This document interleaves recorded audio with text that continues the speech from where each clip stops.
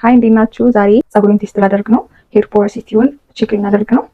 ሰው አብረን ቼክ እናድርገው።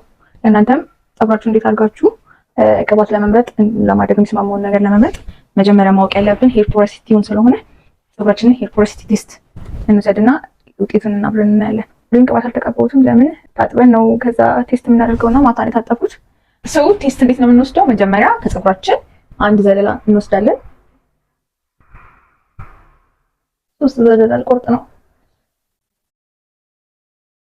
እንደዚህ እንወስዳለን። ከዛ አይታያችሁም ለእናንተ ግን ይኸው እንደዚህ አይነት ውሃ ውስጥ እናስገባታለን ፀጉራችን። 5 ደቂቃ እንጠብቃለን። ከዛ ከ5 ደቂቃ በኋላ የደረሰበት ታች ከደረሰ ሃይ ፖሮሲቲ ያለው፣ መሀል ላይ ከደረሰ ሚዲየም ፖሮሲቲ ያለው፣ እዛው ጋር ደግሞ እንዳደረግ ነው ከቆየ ሎ ፖሮሲቲ ያለው ማለት ነው። ፀጉሬ እስካሁን እዛው ነው ያለው።